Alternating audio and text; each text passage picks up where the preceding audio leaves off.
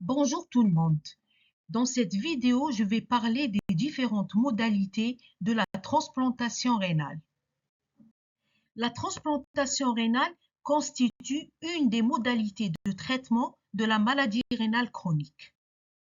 Le traitement de suppléance rénale remplace la fonction non endocrine rénale chez le patient insuffisant rénal chronique. Les techniques de dialyse comprennent la dialyse péritonéale, manuelle et automatisée, comprennent l'hémofiltration et l'hémodialyse continue, ainsi que l'hémodialyse intermittente. Toutes ces modalités consistent en un échange de solutés et à la soustraction de liquide à partir du sang, en utilisant la dialyse et la filtration à travers les membranes perméables. Toutes les formes de traitement de suppléance rénale, sauf la dialyse péritonéale, nécessitent un accès vasculaire. La greffe rénale, pourquoi choisir cette méthode? Parce qu'elle améliore la vie personnelle et professionnelle. En 2023, 23% des patients greffés ont plus de 60 ans et 80% des greffants sont fonctionnels à 5 ans après la greffe. Donc, il faut savoir que la grossesse est quasi impossible en dialyse parce qu'il y a des ovulations rares, il y a des retards de croissance intra-utérin et même des décès in utero. Alors que les grossesses sont quasi normales chez les patientes greffées après 1 an ou bien plus, si la fonction du greffon est normale, la transplantation, la grossesse est possible. Quels sont les types de donneurs? Il y a le donneur en mort encéphalique, c'est-à-dire que la mort cérébrale doit être confirmée par 2 EEG plats ou par un angioscanner cérébral. Le patient décédé par arrêt cardiaque, c'est-à-dire que l'arrêt cardiaque après échec de la réanimation confirmé par un ECG plat de 5 minutes, puis massage cardiaque par machine. Le troisième type de don, c'est le donneur familial ou le donneur altruiste. Quels que soient les donneurs, le bilan clinique, biologique et radiologique doit être fait pour éliminer une pathologie infectieuse ou tumorale pouvant être transmise au donneur. Le donneur, il doit être majeur. Il doit être majeur très proche du receveur, c'est-à-dire la famille proche, soit c'est le père ou la mère, les conjoints ou les frères, les enfants, les grands-parents, les oncles ou les tantes, les cousins germains, les neveux et les nièces.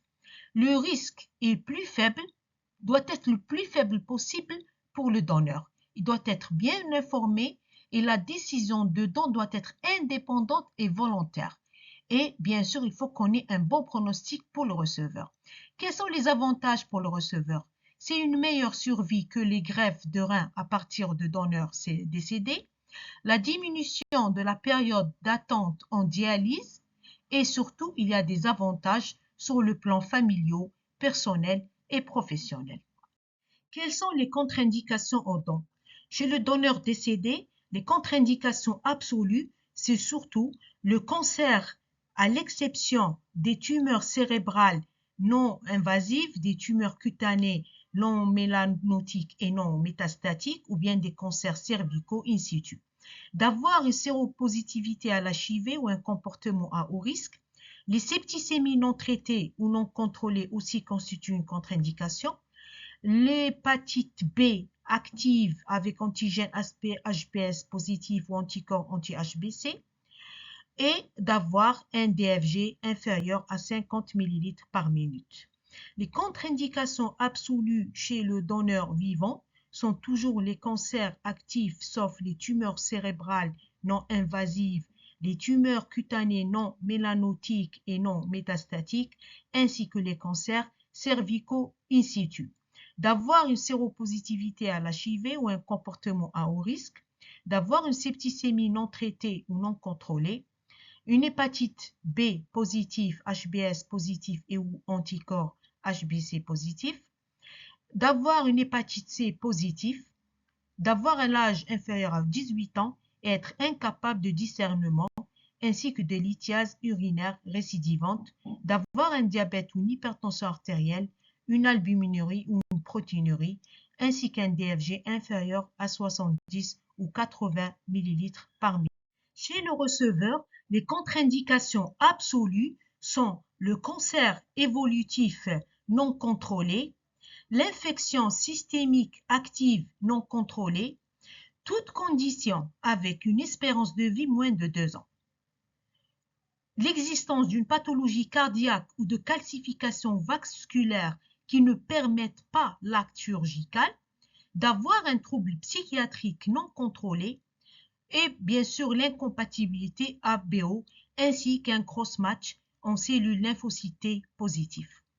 Les contre-indications relatives ou temporaires sont les cancers traités de manière curative, c'est-à-dire que le temps d'attente est basé sur le type de cancer. Il est considéré de 5 ans pour les mélanomes malins, les cancers du sein, les cancers du côlon et du rectum. D'avoir une infection CMV ou hépatite B positive, ceci dépendra de la sévérité de l'atteinte, ça reste toujours une contre-indication relative. D'avoir une affection psychiatrique, il n'y a pas de limite d'âge pour les receveurs, mais les patients âgés de plus de 60 ans auront une évaluation plus poussée sur le plan cardiovasculaire à la recherche d'une maladie coronarienne, ainsi que la recherche d'un cancer latent. Donc, les contre-indications aussi temporaires sont les patients HIV positifs, d'avoir une obésité sévère supérieure à 35 kg par mètre carré ou d'avoir une comorbidité telle que l'angor, l'insuffisance cardiaque, certaines maladies rénales ou des maladies du système. Et surtout, la non-adhérence au traitement immunosuppresseur qui constitue aussi une contre-indication temporaire. La préparation du receveur doit être faite afin d'évaluer les risques. Le risque anesthésique, le risque chirurgical, le risque infectieux ainsi que le risque immunologique. Le risque anesthésique doit être fait par l'évaluation cardiovasculaire et respiratoire, le risque allergique ainsi que le risque de l'intubation. Le risque chirurgical par l'état des vaisseaux iliaques, l'état de la vessie, l'état de la paroi et le bilan de coagulation. Le risque infectieux par le bilan des sérologies virales, le bilan à la recherche d'une infection bactérienne ou parasitaire. Le risque immunologique, c'est-à-dire le risque de rejet d'allogreffe, doit être fait par le typage HLA et la recherche des anticorps ainsi que le cross-match.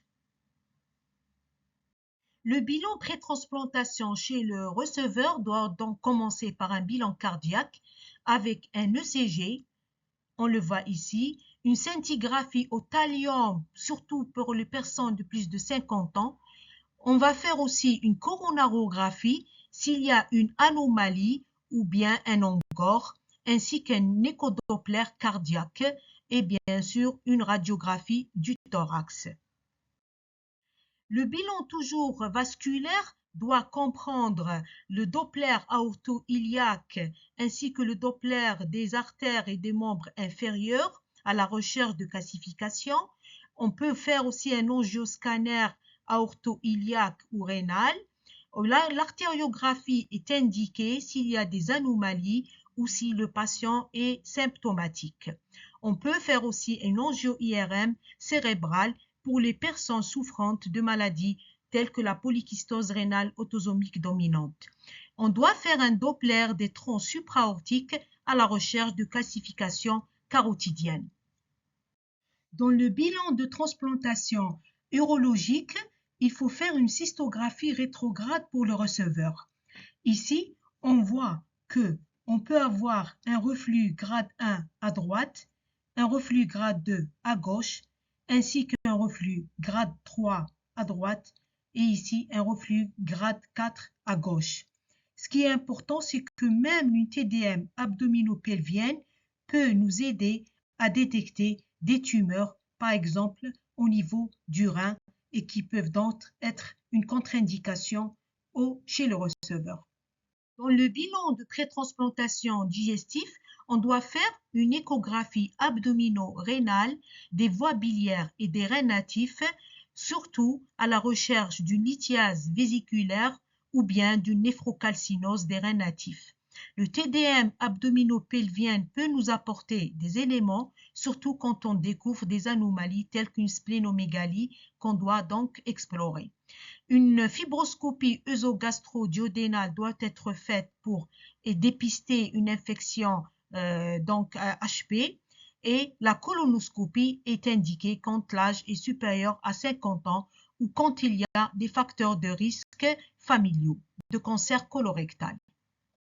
Une consultation gynécologique avec frottis cervico-vaginal doit être faite, ainsi qu'une mammographie qui doit être indiquée si la femme a plus de 40 ans. Le bilan pulmonaire, une radio du thorax doit être faite, ainsi qu'une exploration de la fonction respiratoire s'il y a des antécédents pulmonaires. Un bilan ORL des sinus à la recherche d'une sinusite qu'il faut traiter.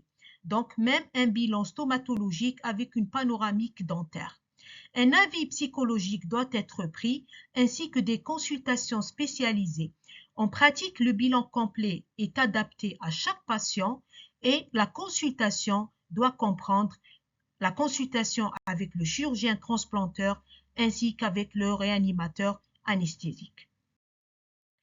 Le bilan complet doit être fait, donc la coagulation, les sérologies virales, la recherche d'un prédiabète. Il y a 2 règles qu'il faut respecter. Toute greffe déclenche une réaction de rejet. Le rejet donc nécessite la reconnaissance des antigènes étrangers par les lymphocytes. Donc il y a 3 conséquences. Les autogreffes donc sont tolérées. Les greffes non vascularisées, telles que les greffes de tissu, sont bien tolérées, mais les allogreffes, c'est-à-dire 2 individus différents de la même espèce, ou bien les xénogreffes, 2 individus différents de 2 espèces différentes, sont rejetés. Donc le risque immunologique, il est très élevé.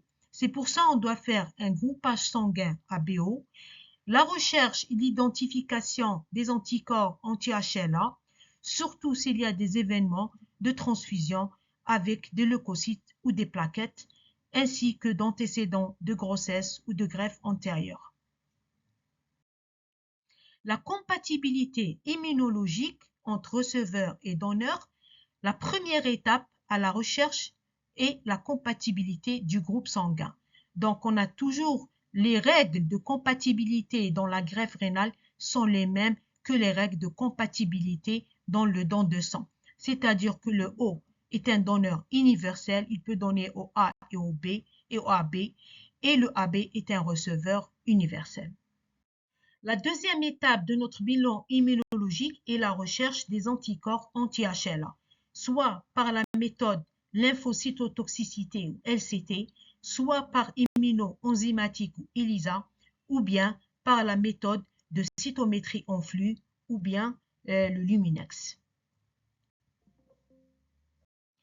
Le dépistage des anticorps cytotoxiques anti-HLA peut se faire par la méthode des cellules, c'est-à-dire on mélange le sérum du receveur avec les cellules du donneur, les lymphocytes, et on appelle cette réaction la lymphocytotoxicité.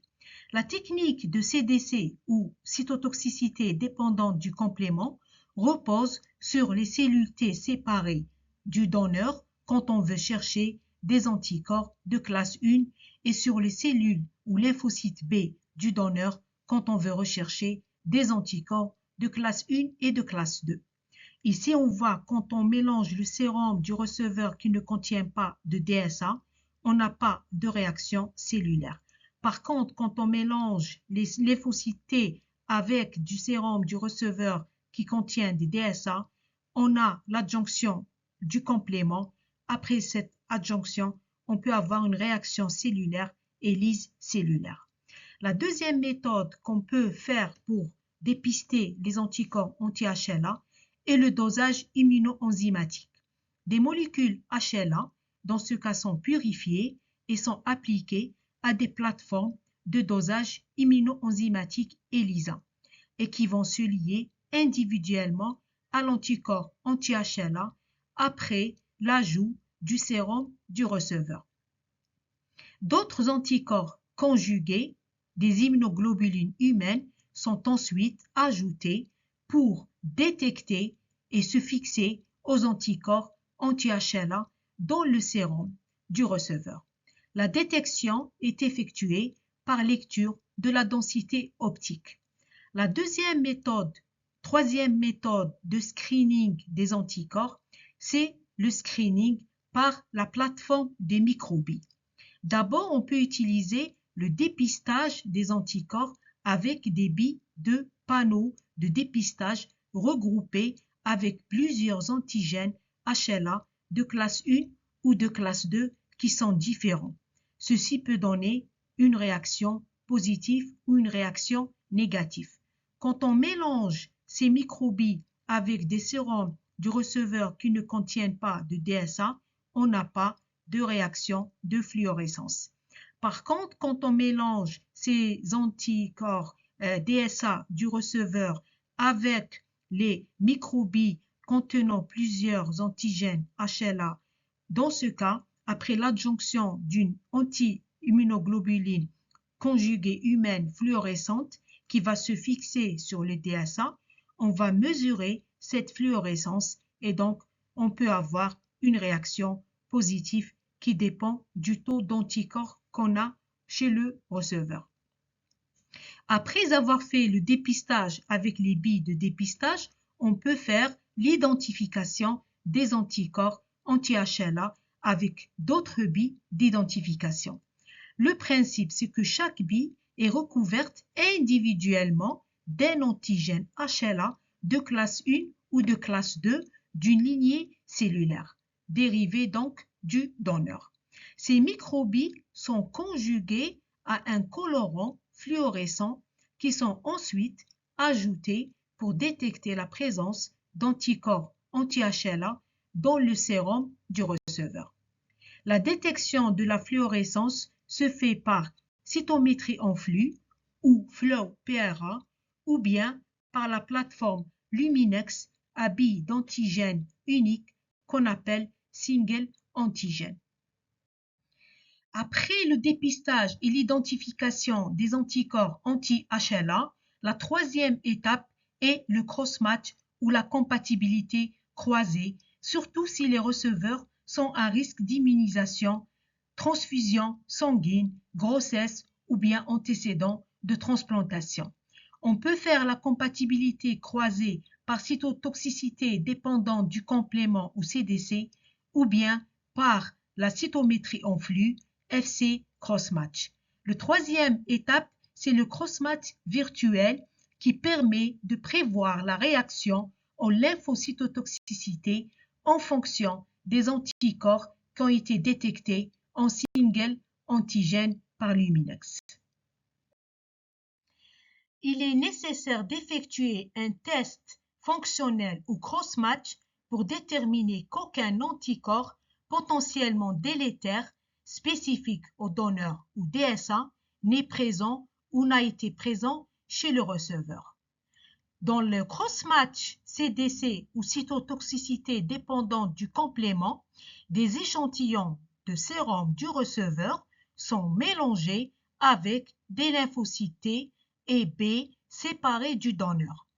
En présence d'anticorps réactifs du donneur ou de DSA, l'ajout du complément va entraîner la formation du complexe d'attaque membranaire et la destruction cellulaire. Il s'agit alors d'une compatibilité positive et donc le cross-match, il est positif. La sensibilité de la technique est améliorée par l'ajout d'une globuline anti-humaine qui va être rajoutée et qui va se fixer au DSA et au complément et donc elle peut entraîner une réaction positive par formation du complexe d'attaque membranaire et formation donc d'une lyse cellulaire. Et le cross-match, il est positif. Le cross-match par cytométrie de flux Les lymphocytes du donneur sont incubés avec les sérums du receveur et après lavage, on va rajouter des immunoglobulines anti-humaines conjuguées qui sont fluorescentes, c'est-à-dire marquées par un colorant fluorochrome. Un autre anticorps monoclonal peut être ajouté pour identifier les lymphocytes T et les lymphocytes B et qui est lui-même aussi conjugué à un autre colorant fluorescent. L'intensité de la fluorescence est en corrélation avec la quantité de DSA présent sur les cellules marquées et donc révèle la quantité de DSA chez le receveur.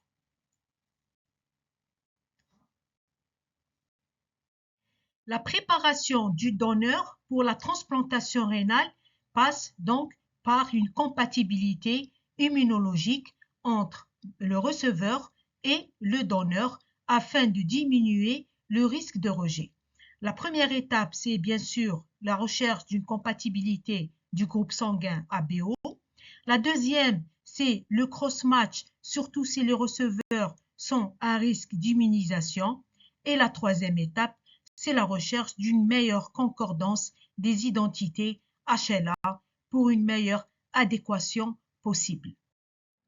Le calcul de l'ischémie froide, c'est-à-dire le temps écoulé entre le clampage vasculaire du rein lors du prélèvement et le déclampage vasculaire lors de la revascularisation, est très important car la survie du greffon à long terme dépend du temps d'ischémie froide.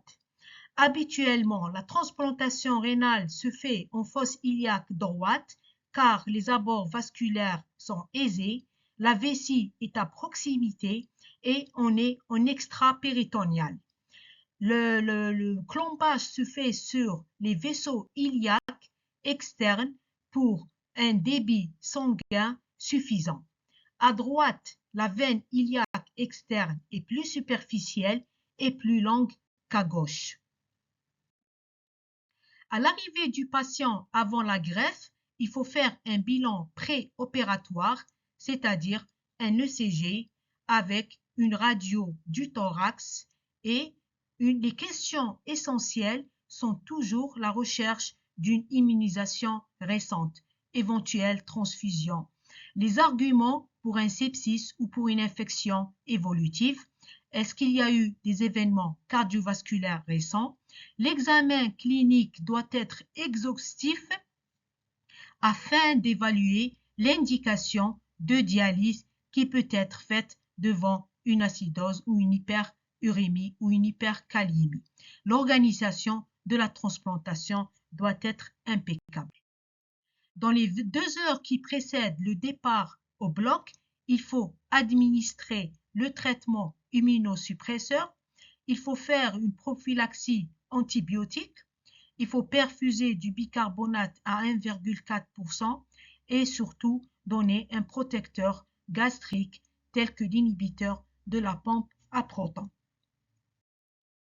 L'évaluation du patient au retour du bloc est très importante par un examen clinique à la recherche d'une pâleur cutanée, de la chaleur des extrémités, voir le volume des redents et surtout le volume urinaire horaire, faire la biologie, la numération surtout et l'ionogramme sanguin. En cas de reprise de la diurèse, la compenser volume à volume et en cas d'anurie persistante, il faut évaluer le remplissage, faire un Doppler du greffon, éventuellement penser à l'hémodialyse si le patient est hypervolémique ou hyperkaliémique. En cas de douleur anormale du greffon, de déglobulisation ou un autre signe de saignement, il faut demander un échodoppler du greffon en urgence. Après la sortie, c'est-à-dire à partir de J8, ne pas oublier l'ablation de la sonde JJ, surtout et le suivi du patient qui doit être très astreignant la première année, bien expliquer la prise médicamenteuse et la surveillance du dosage des anticalcinurines. La poursuite du suivi se fait à vie afin de prévenir les complications. La consultation dermatologique et la consultation gynécologique doivent être annuelles.